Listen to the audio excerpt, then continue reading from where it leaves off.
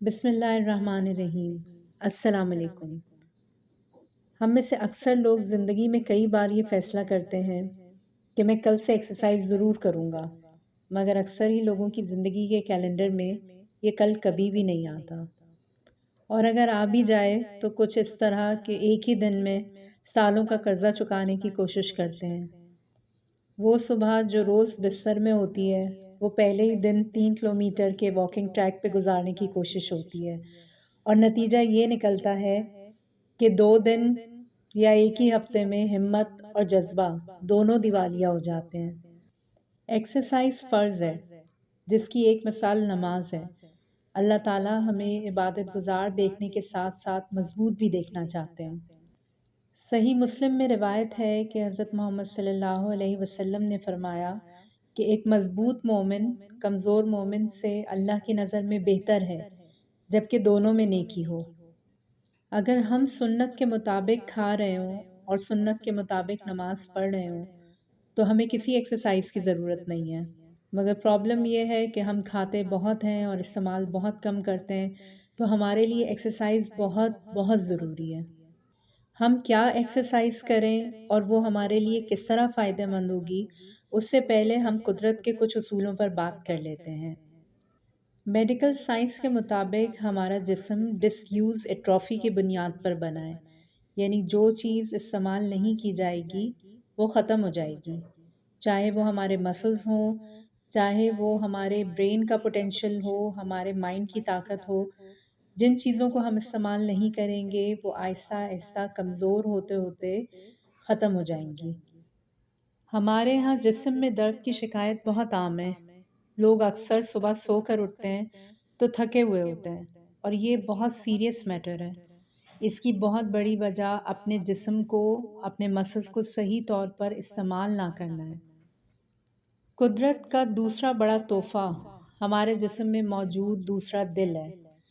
जी हाँ, हमारे जिस्म में एक नहीं 2 दिल हैं, लेकिन दूसरे दिल को एक्टिवेट करने के लिए हमें ख़ुद को एक्टिव करना होता है। ये दिल उस मसल को कहते हैं जो हमारी पिंडली के पिछली तरफ है।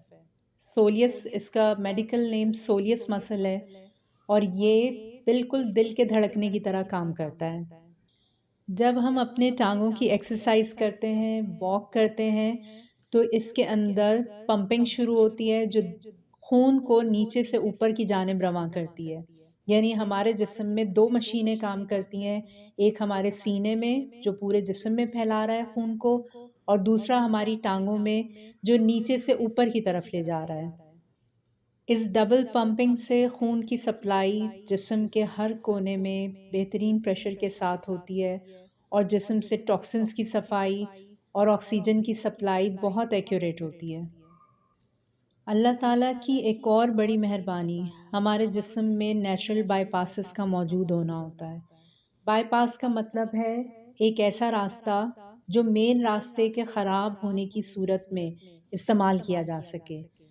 हम बाईपास सर्जरी को बहुत अच्छी तरह जानते हैं। जब दिल की मेन सप्लाईज ब्लॉक हो जाएं, तो एक अलहदा रास्ता बना दिया जाता है ताकि खून वहाँ से गुजर कर दिल को सप्लाई दे सके। अल्लाह ताला ने इन एक्स्ट्रा रास्तों का जाल हमारे दिल के इर्द गिर्द नेचुरली रखा हुआ है, लेकिन इनमें सप्लाई सिर्फ उस वक्त होती है जब हम एक्सरसाइज करते रहें, वरना ये ड्राई होकर ख़त्म हो जाते हैं। अगर हम अपनी एक्सरसाइज से या वॉक से इन रास्तों को एक्टिव रखेंगे, तो फिर मेन सप्लाई बंद होने की सूरत में ये रास्ते पूरे तरीके से चार्ज संभाल लेते हैं, और उस कमी को या वो ब्लॉक की वजह से दिल को खुद को जो खून की सप्लाई कम हो चुकी होती है, ये इन रास्तों से बहाल हो जाती है। लेकिन इसके लिए हमें खुद को एक्टिव रखना बहुत ज़रूरी है। अब सवाल ये है कि हम एक्सरसाइज कौन सी करें। इसके लिए सबसे अहम बात यह है कि वो करें जो हमेशा कर सकते हैं, और जो इकनॉमिकली हमारी जेब पर बोझ ना बने, और उसके लिए वॉक से अच्छी कोई भी एक्सरसाइज नहीं है। हमारे यहाँ अक्सर लोग ये कहते हैं, ख़ास तौर पर ख़वातीन, कि हम घर के कामों के दौरान में ही इतनी वॉक कर लेते हैं। तो याद रखिए कि वॉक हमेशा नीयत से होती है। जैसे एक अच्छा खाना हमारे सामने आता है और उसको देखते ही हमारे मुंह में पानी भर आता है, इस तरह से ही जैसे हम वॉक की नियत करते हैं तो हमारे मसल्स के अंदर ब्लड सप्लाई तेज़ हो जाती है, क्योंकि वो हमारे जिस्म को वॉक के लिए तैयार करना शुरू कर देते हैं। उसी से हमारे हार्ट रेट इंक्रीज़ होता है, हमारा रेस्पिरेटरी रेट यानी हम सांस लेने की रफ्तार को बढ़ाते हैं और ऑक्सीजन की कंजम्पशन को इंक्रीज़ कर देते हैं। ये सब कुछ वॉक शुरू करने से पहले ही शुरू हो जाता है, क्योंकि हमारी नियत हो चुकी होती है। और फिर जैसे ही हम वॉक शुरू करते हैं तो आप समझें कि 2 मशीनें चल जाती हैं, आप वाटर पंप्स लग जाते हैं और कोनों खुदरों से और हर जगह से वो टॉक्सिन्स, वो जहरीले मादे जो हमने जमा किए हुए हैं अपने खून के अंदर, वो तेज़ी से वॉश होने लगते हैं।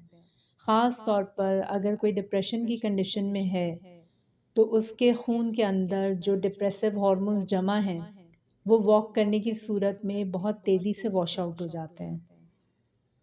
हमारे जिस्म में जब ऑक्सीजन के लेवल्स इंक्रीज़ होते हैं तो हीमोग्लोबिन, खून की कमी, ये सब के सब मसले खुद ही हल हो जाते हैं।